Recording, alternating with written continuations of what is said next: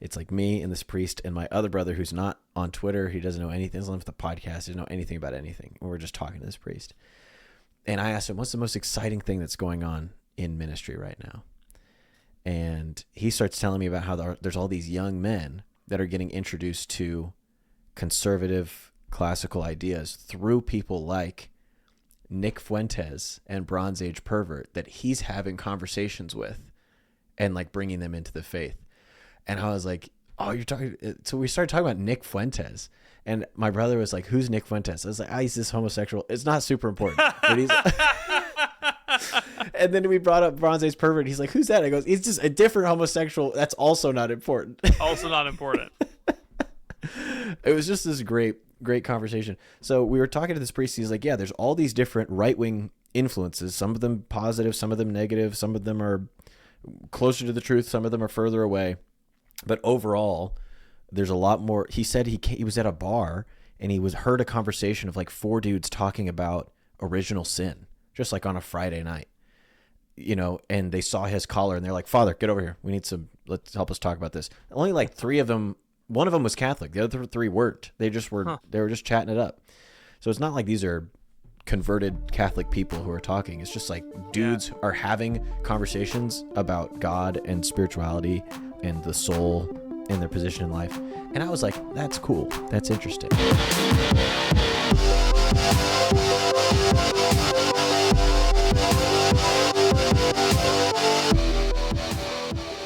Welcome to The Crunch, the only podcast that looks like someone messed up a gender reveal. It's your boy, Ethan.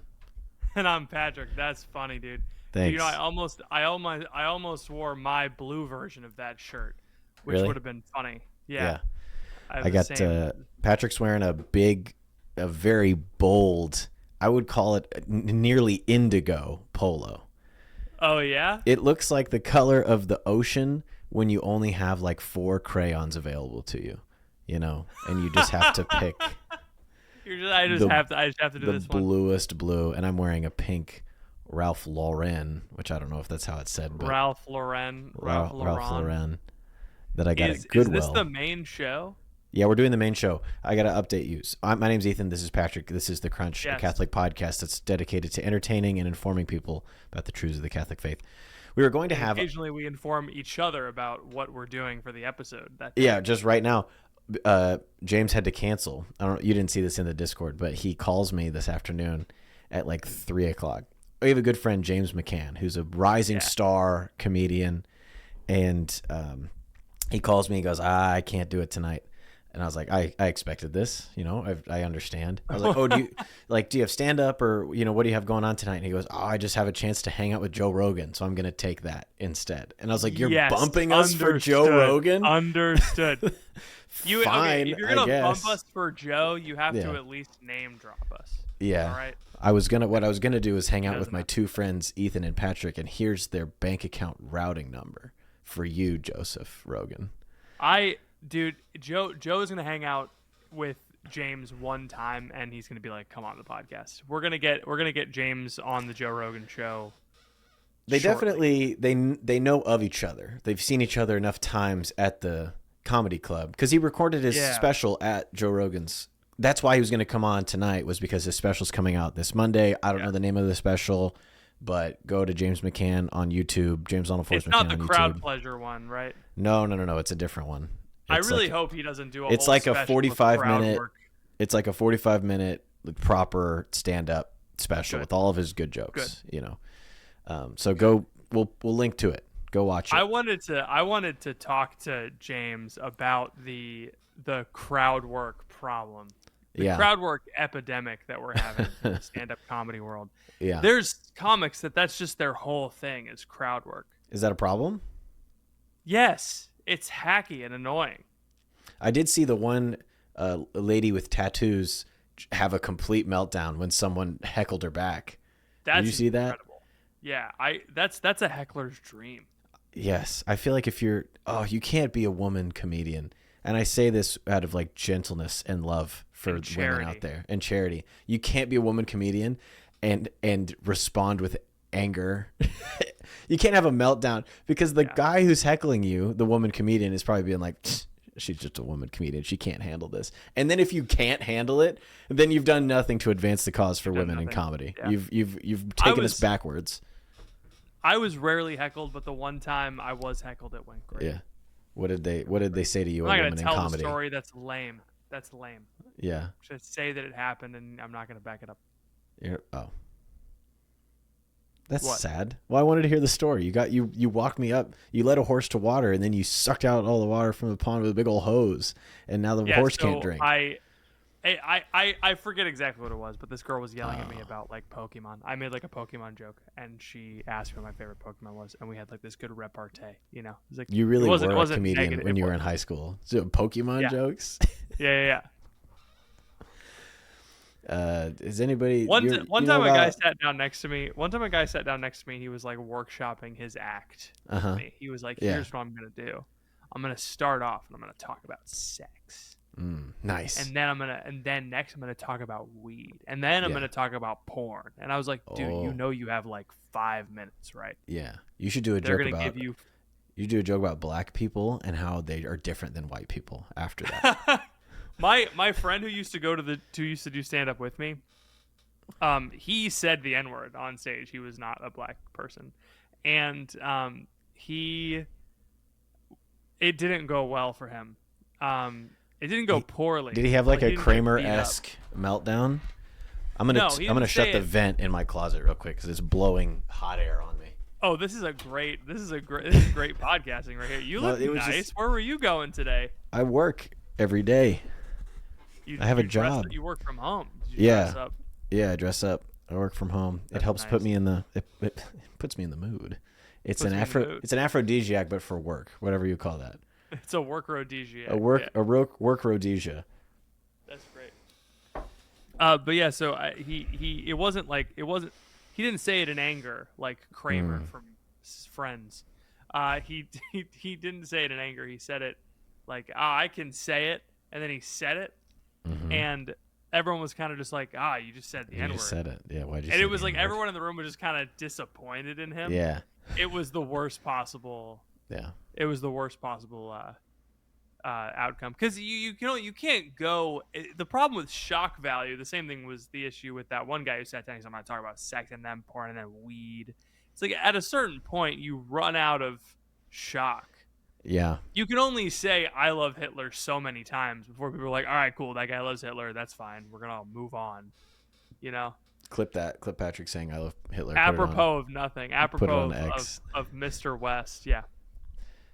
Mr. West? Oh, Kanye West. Yeah. Yes, from his aforementioned comments earlier this week. Yeah, his aforementioned psychotic break and or demonic oppression. Yeah, I don't know what's going on. Kanye and Pope Francis had a week together. They really did. They went to the ayahuasca hut and they both hit the ayahuasca bong. I don't know what you smoke it out of. And they just went on X and they're like, I'm gonna start some stuff. I'm gonna get after it. Katie Prejean McCready in a meeting that we had with a cardinal from the. You had another one? Dicastery of Communication. No, this is the first one. This is the only one. Oh, okay. She was like, the Pope needs to run his own Twitter account, and I agreed at the time, and now I disagree. I do not agree. I think we would just find out that the Pope, much like everybody everywhere, only cares about American politics. Yes. Yeah, and doesn't know. Being an American Catholic right now is great. It's like being Everyone Batman. cares about you. Everyone cares about. Everyone's looking for us. Everyone's trying to pin us down. Like, oh, you're this, that, the other thing. We're Batman. Genuinely, people are going to look back at the American Catholic Church today the way that people looked at the French Catholic Church in the 1300s. It's like you had Philip the Ninth, and then you have Louis the Ninth, and then Philip the Fourth. You have the Avignon papacy. I made a joke. I was like, J.D. Vance is going to kidnap Pope Francis and install a puppet pope that moves the papacy to Baltimore. That's going to happen. It could happen. Have the American the Baltimorean papacy. I'm pretty sure that's what happens in Canticle for Leibowitz. They move Rome to the United States because of nuclear winter, or what have you. That's funny. It's definitely on the same continent as Utah, so I wouldn't be opposed. I think Rome had its time. They did okay. They kept it together. For But a minute. why? Think about this. Why was the papacy in Rome? It's where Peter died. Why did Peter die there? Because Rome was the center of the world at the time. 2,000 years later, center of the world has shifted, baby. No longer is the center of the world where there's large men smoking and drinking espresso in the streets. This was the argument for the Avignon papacy, was that the center of the West has shifted to France. But I think we collectively decided no. Dude, I think it'd be cool. There now. It'd be like a DLC for the church. Like we get a new Vatican every couple centuries, you know. Yeah, no, it's like the post game. It's like this is the post-liberal Europe. We have a post-liberal. You move it around. Center of empire. Yeah. Imagine every 4 years there was a global contest. Like where's the Vatican gonna be this like Eurovision, for the next but for the papacy. like Eurovision for the papacy. Yeah.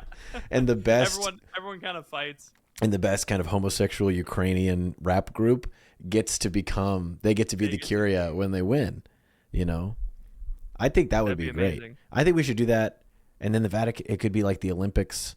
It could be on the same schedule as the Olympics. So it'd be on the odd years in between the winter and the summer Olympics. We would do the Vatican Europe, and then Eurovision could be on the Eurovision could be on the other one. Yes.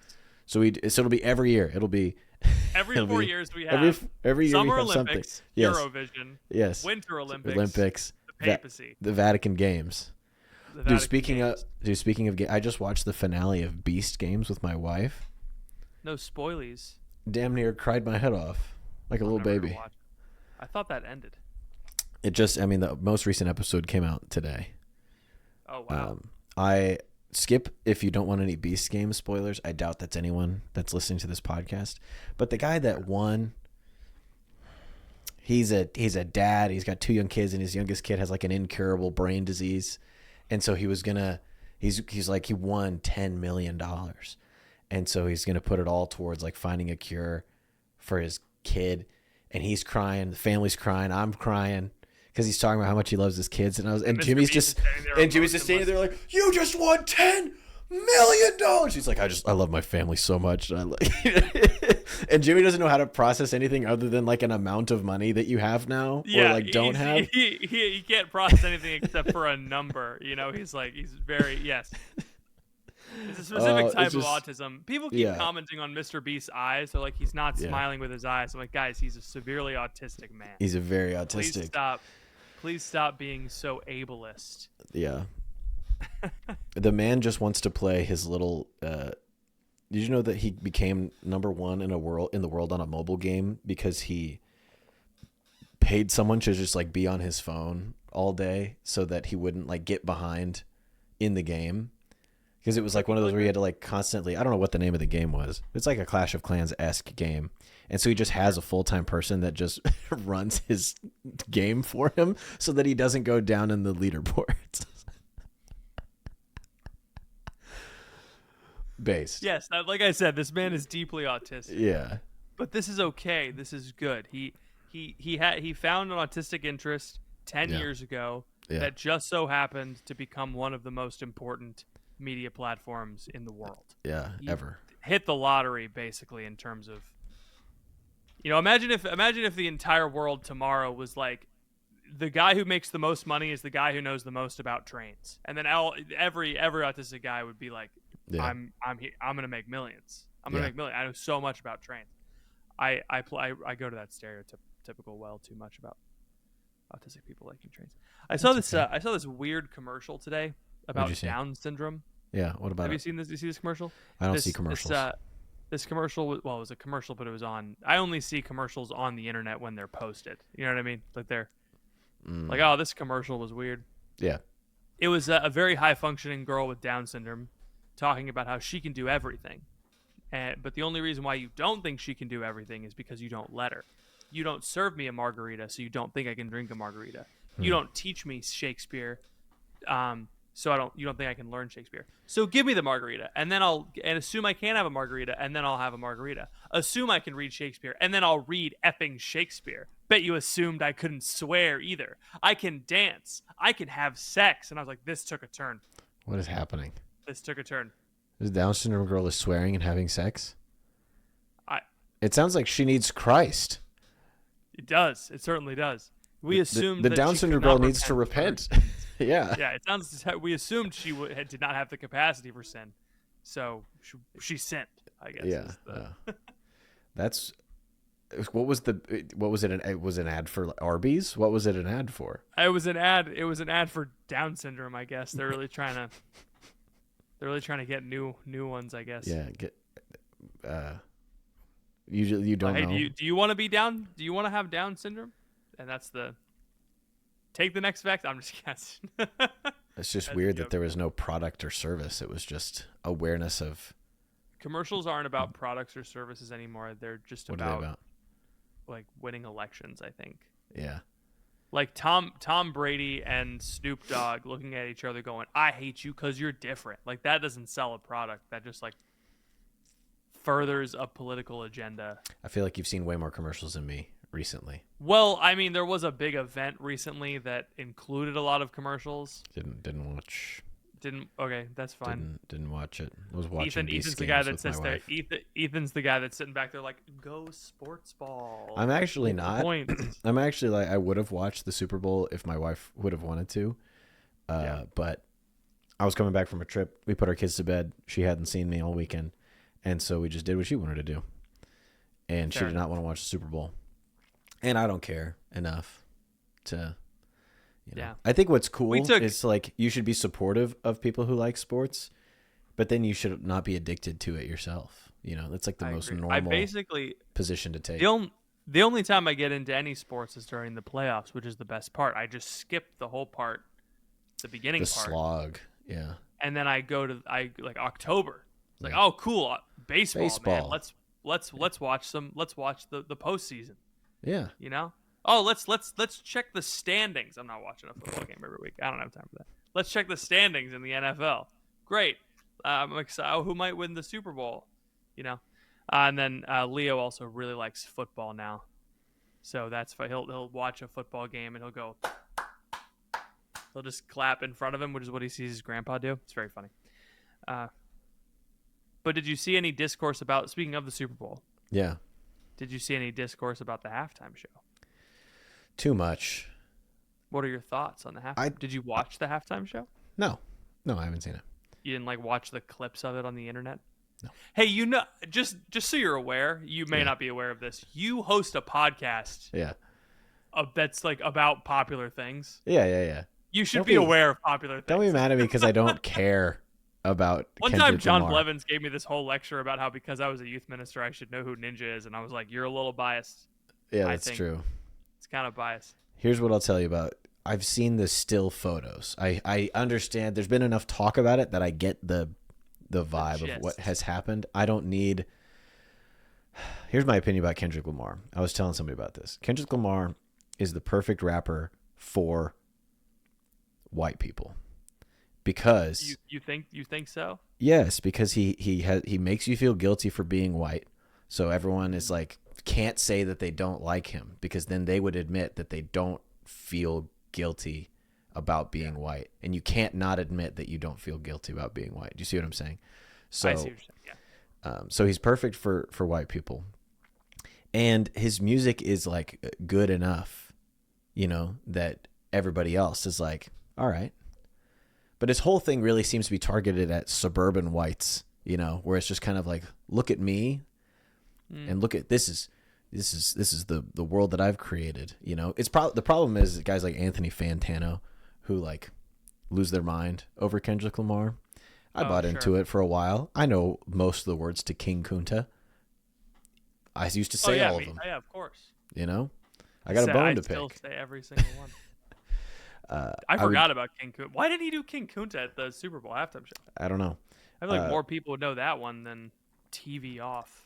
I think people like to say they like Kendrick Lamar because it's like a group signaling thing, for white people. It's like, oh, I like the guy that makes me feel bad for being white, and everyone's like, oh yeah, that's very brave of you.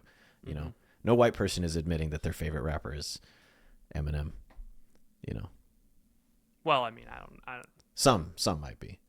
The Zoomers canceled Eminem, so They did have Eminem at the Super Bowl a couple years ago. I just don't. just does it matter? Like, I just didn't watch it. And so it doesn't, to me, it doesn't matter, but I'm sure it matters to a lot of people. What was the Well, problem? it had so there. Well, first of all, Yeah. it did matter. They had the same. The Super Bowl halftime show this year had the same as Michael Jackson in 1993. So like, say Same what you number will of about people watching? yes, so 133 million people watched the That's Super cool. Bowl halftime show. Yeah. That's great. I do think they thought that she was gonna win. Of course. And I think they did a hard pivot. They did Yeah. a hard pivot. They were like, all right, we got to take the racism thing off the Super Bowl field. We got to take it off the field. Yep. We got it. But a lot of the NFL stuff was very much like left coded, and even choosing Kendrick Lamar for the halftime show. Even last year they did, they did an all black Super Bowl halftime show. They kind of did that again. Obviously, it was easy to do because it's just one guy. And mustard. Catholic men, if you want to be a great man, you have to know yourself first. And I will admit, I used to think I knew myself pretty well until I did Exodus 90. I thought that giving up social media would be hard because I love tweeting. However, it was television that was hard for me, honestly, because I admit I watch The Office on my phone while I'm getting ready and doing things. And so when I had to give up television and I had to sit in silence, I was like, oh no, I have to be alone with my thoughts. That's terrifying. But it was good because I got to talk to God more and also my wife, the two people who are the most important in my life. At that point, the only two people that were important in my life, Leo had not yet been born. So when I did Exodus 90 in 2022, I was able to reconnect with my wife, reconnect with my God, and prepare the way for my little bundle of joy who is potty training now. So pray for us. All of that is to say, if you've been considering doing Exodus 90 every single year for the last like 10 years, now is your time to do it. Okay? Stop pussyfooting around, which is something you can say on a non-explicit podcast because that is a word, pussyfoot. Stop pussyfooting around and go to exodus90.com/crunch, exodus90.com/crunch, and get a 14-day free trial of their mobile app that is essential to the experience of Exodus 90. Trust me on that. Don't wait because Exodus 90 starts on January 20th. Hop in that cold shower and give up all non-essential things in your life except for this podcast, which, as you know, is the most essential thing in your life. Thank you to Exodus 90 for sponsoring another episode of The Crunch Bagel. I hope this ad was funny. All right, man, listen. I try my best. Thank you, Exodus 90, for sponsoring this episode of The Crunch. Now back to your regularly scheduled crunching. What's going on? Mustard. You had mustard at the game. You put it on your hot dog. They had a fella named Mustard on the halftime show with Mr. Lamar. DJ Mustard? Yes. The beat producer? Yes. Mustard on the beat. Yes. Yeah, okay. I know about Mustard. Yeah, that guy. Great. Whose name is Dijon. That's why I think that's funny. That's funny. I think it's funny to name your kid Dijon. I don't think you should though. It's so funny to name your kid Dijon and then he grows up to just call himself Mustard. That's hilarious. It's like naming your kid Caviar. It's like, my name's Eggs. My name's Eggs. My DJ name is Eggs. My DJ name is Eggs. My parents named me Caviar, but I go by Eggs. Anyway, but so the halftime show, the right wing kind of talking point is they're like, wow, he did it was all American flags and Uncle Sam and like patriotic stuff. Yeah. And the right wing commentators are like, wow, it was a patriotic halftime show. Or at the very least, like, it was not an unpatriotic halftime show. Right, it was not anti-American. Which is for Kendrick Lamar. Great. Is yeah. And the left wing talking points of the Super Bowl halftime show is, wow, he did it. He stood up to power. He did an anti-American halftime show in front of the president. Which is just placing yourself in the court jester role. Let you Yeah. know, it's placing yourself. It's anyway. It's like the president standing in this arena of 1 million people. It's like you're just making him the emperor. That's what you've done. You've made Right. him the emperor, and you're the gladiator. I can't believe Good job. I can't believe he did that in front of Anne Hathaway. You know? Like nobody's Exactly. saying that. Uh, Arguably and- just as much of an American icon as Donald Trump. Anne Hathaway. Indeed, I would say indeed. I would say Yeah. maybe more so. Donald Trump wasn't in Princess Diaries 2. Donald Trump could not fit in a tight leather bodysuit in Batman 3, the Nolan version. I think he could, actually. We're going to steal a I lot think of we should pearls, try. a lot of jewels. Bruce Wayne, broken knee. I'm very attractive, and I'm wearing leather. Donald Trump as Bruce Wayne. Donald Trump Donald as Bruce Trump Wayne. as Batman. I am the knight. Oh, Where we are should the other watch- drugs going? It's the advanced levels doing the Trump impression with the Batman voice, which is Batman. really We'll- hard. We'll get it to once. Yeah. Once Let me go into the once cave, our- and I'll come back out next week with that impression ready to go. Once James is done hanging out with all of his famous friends, he can come on the show and he can bring Yeah. his other famous friend to do a Trump Batman cross. I don't think Shane Gillis is going to come on our podcast, but I appreciate your optimism. I think you're wrong. I think, think I'm one day wrong? he will. Yes, I think one day our podcast will be big enough to have Shane Gillis on the pod. I Maybe think if we so. get some more patrons. That's patreon.com/thecrunch. Big things coming. You want to be the first one to hear about it? We got a big thing launching on Easter Sunday this year. So become a patron before Easter Sunday, and you get to see all the behind the scenes up until Easter Sunday. It's gonna be exciting. It's very exciting stuff. Patreon.com/thecrunch. Keep going. So you have on one side the people who are like, oh yeah, that was like an American thing, and it's Uncle Sam, and on the other side you're like, he's Uncle Sam, like Uncle Tom, and Samuel Jackson played the house so and so, the house elf in Django Unchained, and Kendrick Lamar was saying that America is anti-rap and rap is anti-America, and it's I don't want to talk about the halftime show. What I want to talk about is this concept called I forget what it's called, but it's like the phrase is one screen, two movies, like two movies on one screen. Orokusaki. Have you heard this? That's not. Is that what it is? Is that the name? Orokusaki is the name of the samurai that trained Splinter the Rat in Teenage Mutant Ninja Turtles. I think that's probably what it is, actually. You think so? 'Cause it has the word Roku in it. And Roku. Tubisaki. Tubisaki. Tubisaki. What's it called? One screen, two movies. Yeah. Or is it two movies, one screen? Two movies, one screen. Why other people seem conflicting conspiracy theories? Scott Adams tweeted two movies on one screen. Mm-hmm. This is So a let me Scott explain Adams the topic. Let me explain Yeah. the topic instead of you looking it up. Well, does So it have a the, name? I'm trying to find the name.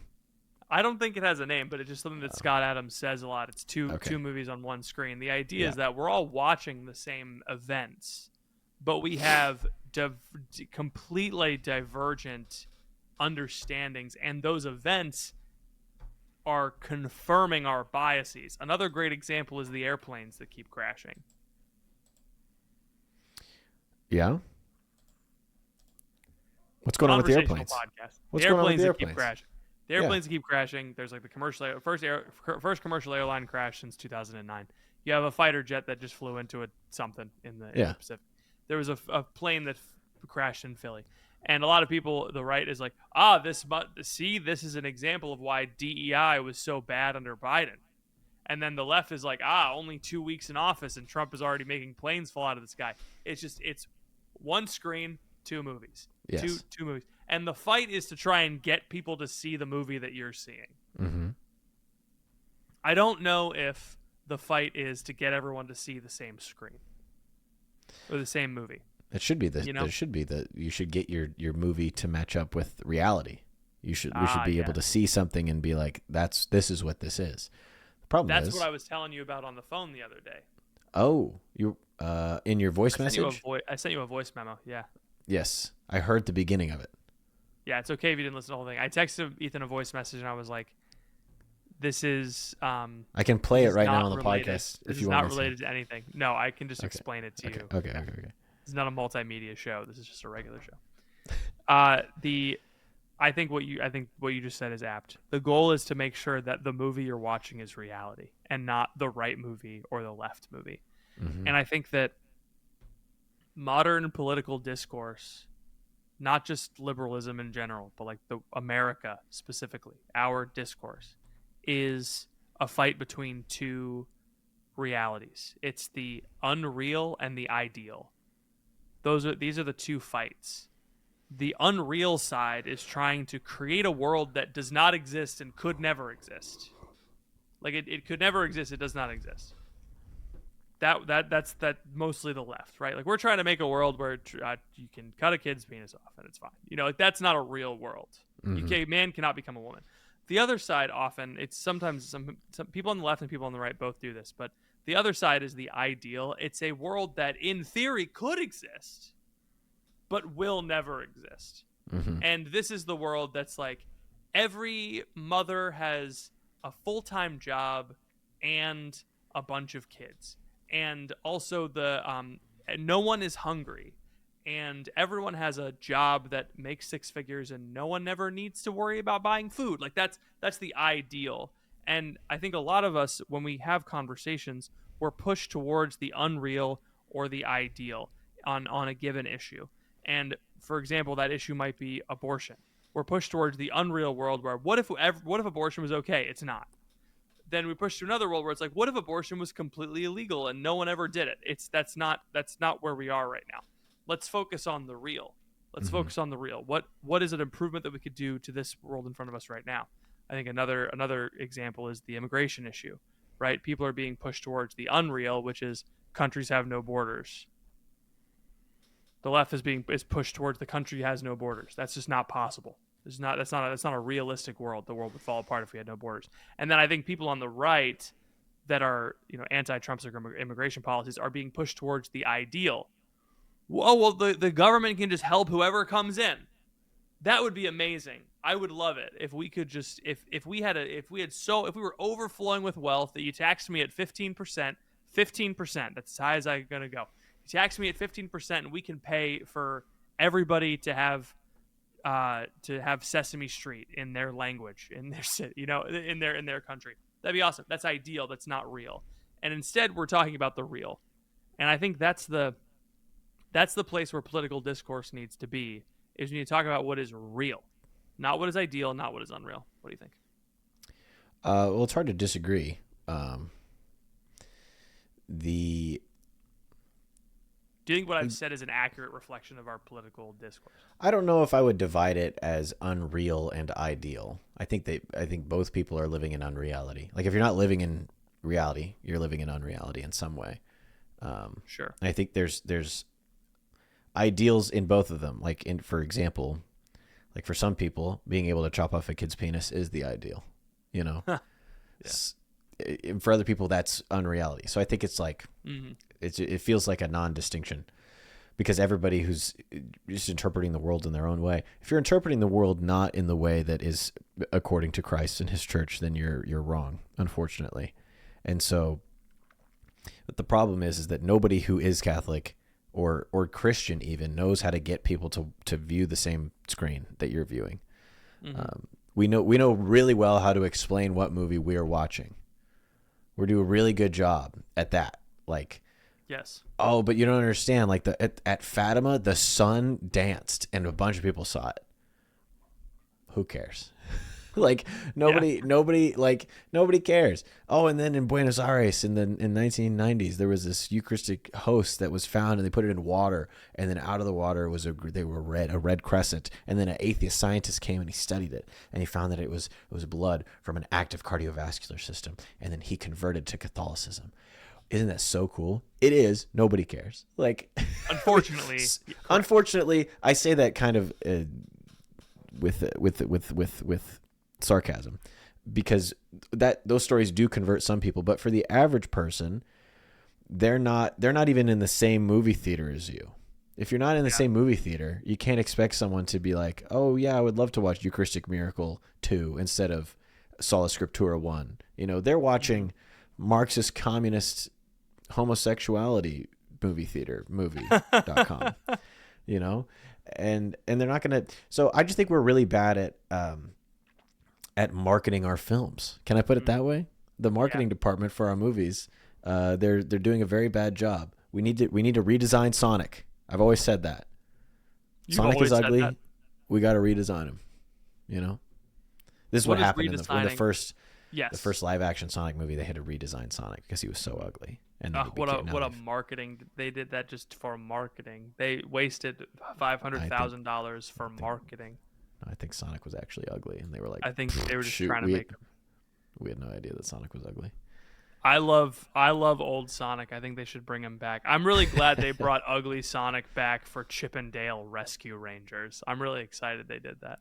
I don't know what that is. You didn't see Chip and Dale Rescue Rangers, the movie? I know Chip and Dale is a restaurant with the shirtless man. It's also a type of furniture, and it's two little furry guys from Disney World. They sell furniture at Disney World? So you've heard of Chip and Dale. You certainly have. I know you're not that far removed from the culture. I've never seen any media with Chip and Dale, the two furry animals, in it. But you're familiar with the Disney chipmunks, correct? I'm familiar with the concept of chipmunks made by Disney. Yes. All right. So Disney has two. I guess we'll start from the beginning. Didn't watch Super Bowl. Didn't see Chip and Dale Rescue Rangers. It's not the most popular film. The thing is you're doing the thing where it's like, I don't have a TV, but you're doing it like a decade too late. Where I'm not even doing the I don't have a TV thing. It's like I'm trying to talk to you. I'm giving you a chance to explain to me the thing that I don't know about, so that we can have a conversation about it. I'm not trying to be obtuse. Okay, all right, listen. I'm not trying to be obtuse at all. Tell me about your two furry friends. Living in Pittsburgh, you meet some furries. That's the thing. They did have that furry convention. They have that furry convention. Andrew McCutcheon on Stanwyck Street. Tweets. Yeah, it's close to Stanwyck Street. Close to Stanwyck Street. So Chip and Dale Rescue Rangers is a movie they did on Disney Plus. That's okay. It's kind of like Who Framed Roger Rabbit, where it's the cartoons and so you've seen Who Framed Roger Rabbit. I know about Who Framed Roger Rabbit. It's a great movie about a bunny and another woman that a lot of people are attracted to online, even though I think she's also an animal. Not sure. I think she is an animal. But the cartoons and the people are living in the same world. And the idea that the plot is that Chip and Dale, from when they were in Chip and Dale Rescue Rangers, they're getting back together and for another adventure. And one of them undergoes surgery to become 3D, like plastic surgery. Oh wow! Functionally, yeah. And there's like the main villain is Peter Pan, but he's grown up and he's running a syndicate that bootlegs movies. It's really funny. Awesome. But they have ugly Sonic in the movie. He's at he's at like a convention, and he's signing papers or whatever. And he's like, "I'm ugly Sonic." It's funny. That's great. And this movie is called Chip and Dale's The Restaurant, the movie. Chip and Dale's The Rescue Rangers. The Rescue Rangers. Rescue Rangers to me conjures a completely different cast of characters. Like what? Like the big burly fireman and the. You're thinking of Rescue Heroes. Rescue Heroes. Yes. That's where I got stuck. That's what you're thinking of. I was thinking about the woman that got stuck with her foot in a rock, and she had to use sonar to talk to the whales to escape. Oh yeah, that was from that movie 127 Hours. That's what it was. I love Dave Franco. Ethan, help, I'm drowning. I need to find land, perhaps an island, a Greek island, to find safety, both in physical and digital security. You got your little flippers on? I got my little swimming boy? You little snorkel? Swimming? I'm like, help someone find me. Do you know, the type of guy... I'm swimming in an ocean of privacy violations, and I need to find a haven in this digital ocean. You're the type of guy that would go on an excursion in the Mediterranean and the boat would leave you behind. I just need you to know that. I hear you. I think the internet is getting more and more pernicious. They're making robots that talk and walk and pour drinks. Pour beer. and it's getting to be a little bit much. I mean, we're going to Mars, but at what cost? You know what I mean? And I think that each American, especially in the coming years when it's going to become illegal to be Catholic, we deserve our privacy. We deserve to be protected from government overreach and big companies that are spying on us, trying to target us with ads, trying to get us to spend our hard-earned dollars on their junk instead of on investing in a beautiful future for our families and our friends. Patmos Hosting Solutions can solve that. Not only do they protect you from big tech, not only do they provide a one-of-a-kind integrated hosting solution for your business, for your website, for your platform, whatever it is you need, but they will never censor you. They'll never take your data.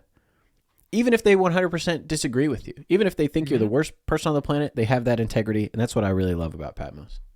Yeah, Patmos has really helped us out over the past couple of months, setting us up on our website. We are believers. We practice what we preach, and so our podcast is secure on Patmos servers, free from any kind of external intrusion that might occur. And they got a great team. They'll walk you through setting it up.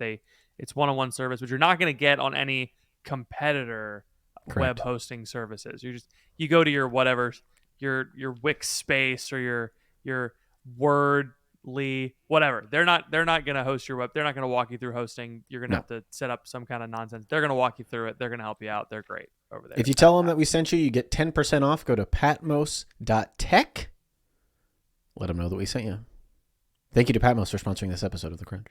We're going to go back to what we were talking about, which is how do we market the movie better? How do we market our movie better?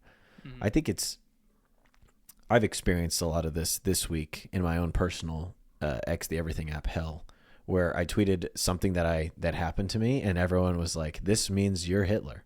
This means this is what this means." That happens. Yeah.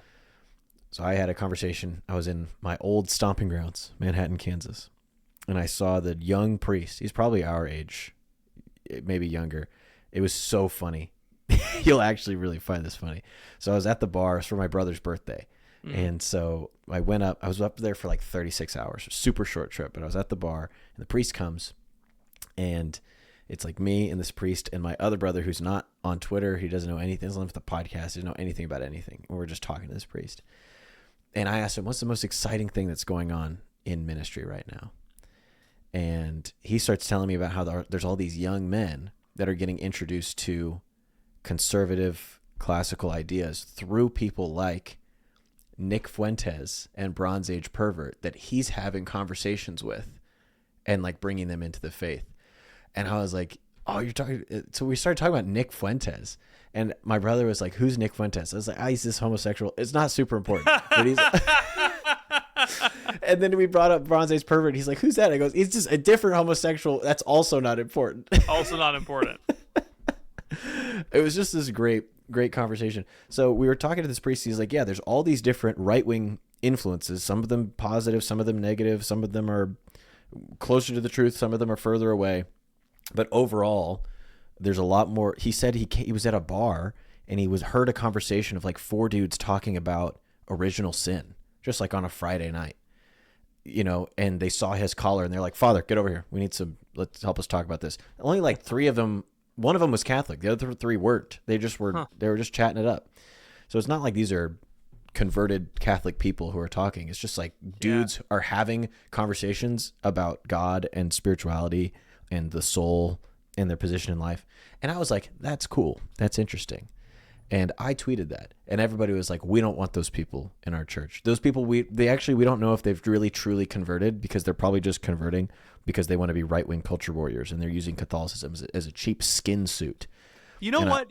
Which is crazy, because that's just not what I said. That's just not what I said. I said the rightward shifting culture is leading men to mass, and some of them are converting. It's just crazy to read that and then assume, oh, so none of those guys are actually converted. That's just like a wild way to live your life. To me, that's just sad.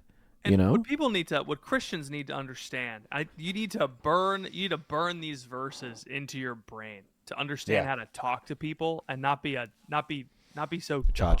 That's what you need. This is what you need. You need to understand the tension between these two verses. I don't know where they are in the Bible. Don't ask me. But Jesus is talking to his disciples in one place, and he talks to them in another. And in one place, he talks to his disciples, and he says, "Whoever is not for me is against me." Very clear cut. If you are not a Christian, you are against Christ. So we must get people to Christ. We must get people to be for Christ. Then later, talking to his disciples, they're like, "Hey, why are these guys baptizing in the name of Jesus? They're not with us." And They're he not goes, our "Whoever," friends. yeah, he goes, "Whoever is not against you is for you." There's a double standard there. And the double standard is based on one very simple premise, and it's that you're not God. So whoever, it doesn't matter if someone is for you or not, because you aren't important. You and I are not important. Your political views are not important. It's Jesus who's important. And so if this person is for Christ, Yeah. then they are for Christ. And if they're not against you, they're for you. Now, Jesus is making an obvious if someone is against you, then they're against you. But if someone is not against you, neutral, maybe they're against something that you believe in, but if they're not against you, they are for you. So burn that into your brain. And this needs to be the way you talk to people that disagree with you. This applies equally to someone like Nick Fuentes, who I'm like very skeptical of and don't trust. Yes. But I believe he has faith of some level in God. And so it's like, if he's not against me, all right. So I also feel the same way about Pope Francis on the other side of the spectrum. Mm-hmm. Everyone with the document he released is like, oh, he's opposing, American J.D. Vance on immigration. Da da da da. It's like he disagrees with one guy on one thing. That's fine. Does that mean we all have to like poop our pants and like completely lose our minds because like this guy over here or that guy over there? It's like, in an ideal world, one day, 100 years from now, you and me are in heaven with Nick Fuentes and Pope Francis. We're all having a great time, because there's I like hang there's out something. in the JD Vance part of heaven, please, not the Nick. We're gonna Fuentes hang out part. in the JD. We're gonna hang out in the Hillbilly Elegy part of heaven. We're gonna hang out in the Hillbilly Theology Lounge.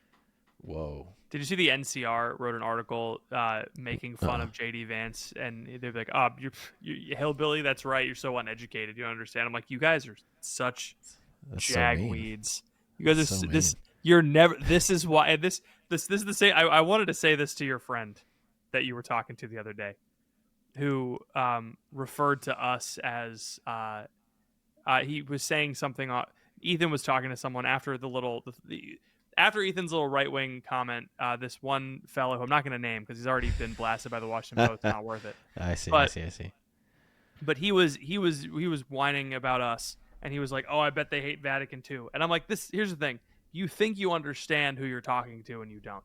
You've lumped us into this group, and he called us groypers, right? And it's like you really don't funny. know what you mean. You're lumping us into this group that you can hate, and you're pushing us away from you, and this is why you lost, and this is why you will continue to lose. It's because the right just so happened to be the one that did this time. The left could in the future, but this one key secret to winning elections, which is building a coalition. They built a coalition of people who disagree with each other, but they've made a place where it's okay to disagree. And this was not always the case with the right. It used to not be okay to disagree on the right. If you even kind of deviated a little bit from the party loyalty, you were called a socialist or a progressive. Do you remember this? Do you recall this? This is common. I remember the Tea Party. Yes, I remember that. And they made fun of Sarah Palin because she could see Russia from her house. Now, in my opinion, that is a geopolitical advantage to have someone who can see Russia from her house. Yes. I don't think you should get someone to get rid of that. Keep an eye, right? They're keeping an eye on her. She's keeping an eye on them. Then we can leave Sarah Palin up there, and we don't have to worry about her. Don't have to worry about her anymore. She will make sure nothing happens. But this is the problem that I've found with left-leaning Catholicism is that they are refusing to build coalitions with people who disagree with them, and it's a problem. Because it means it truly, I mean, if left-wing Catholicism was to build a coalition, right-wing Catholics would have to be in that coalition because we're the only ones that agree that the Pope is the vicar of Christ and that Jesus is fully present in the Eucharist and the Catholic Church is the bulwark and pillar of truth. It just means that but we might disagree with them on how they interpret how ministry should go to homosexuals and transgenders. Yeah. We might disagree on how a political and ministerial approach to immigration and illegal immigration might go, but we still like agree on way more than what we disagree on, which is why I don't understand.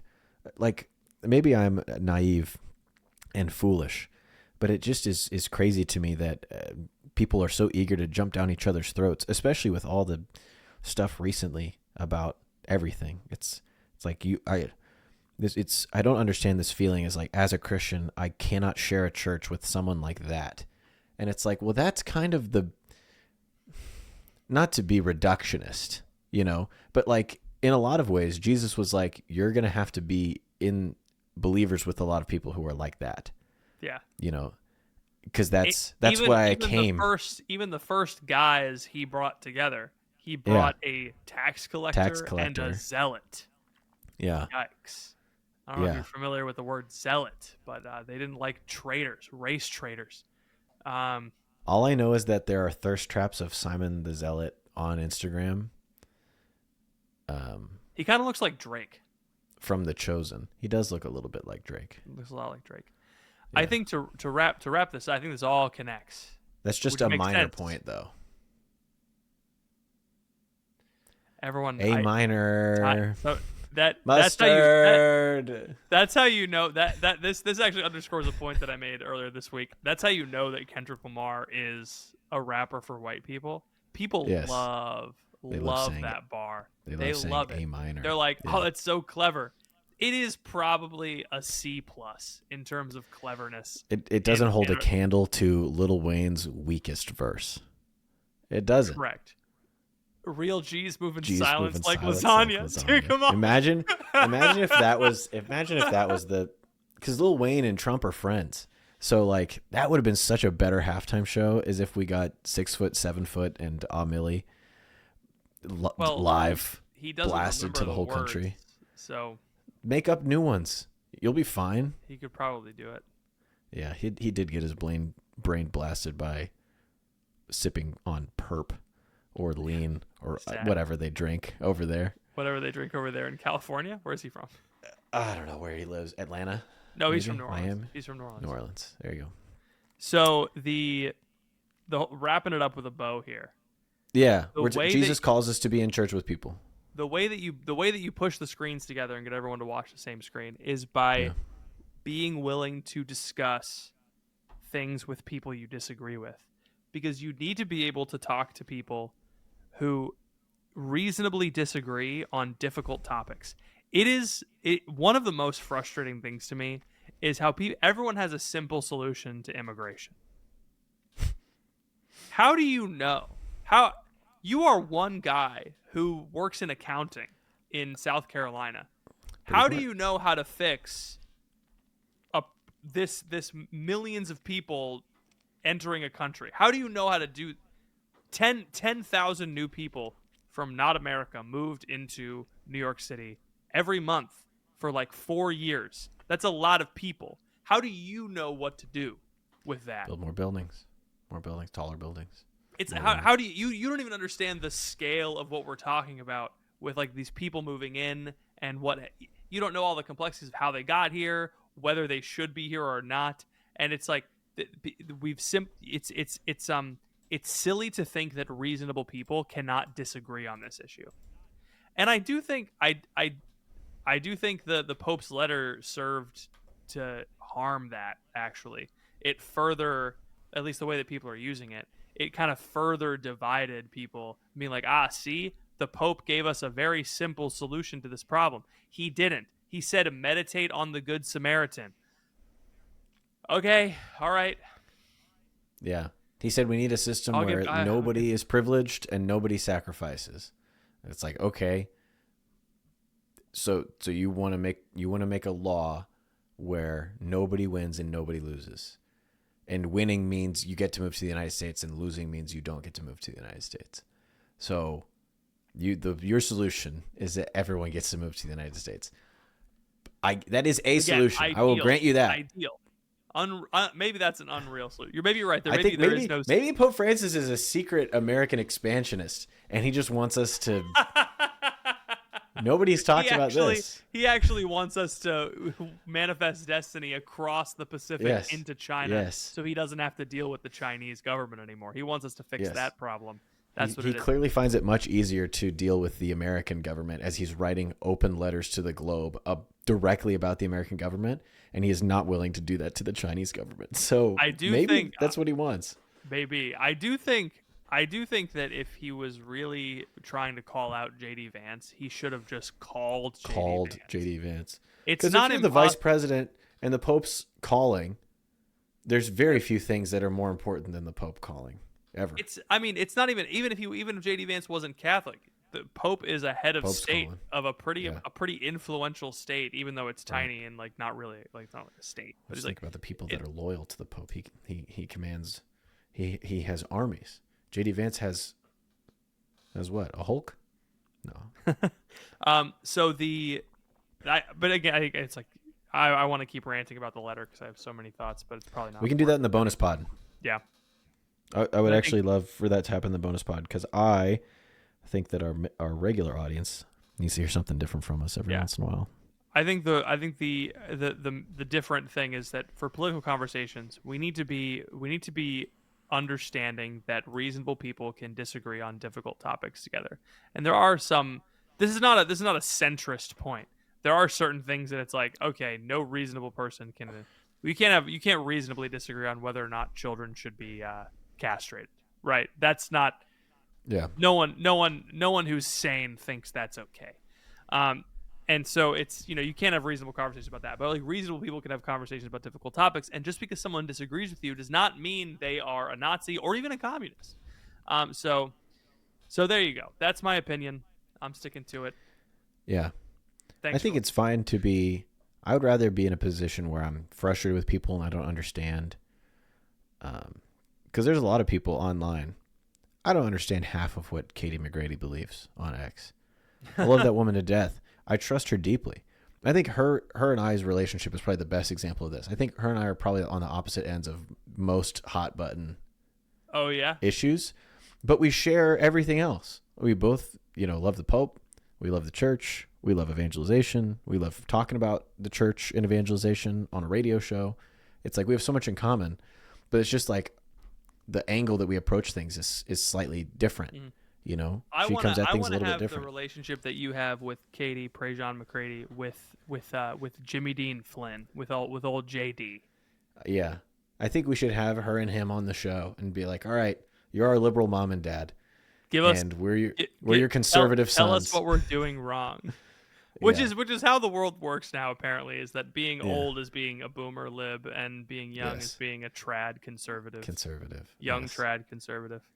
Yeah. I think that would be an interesting conversation.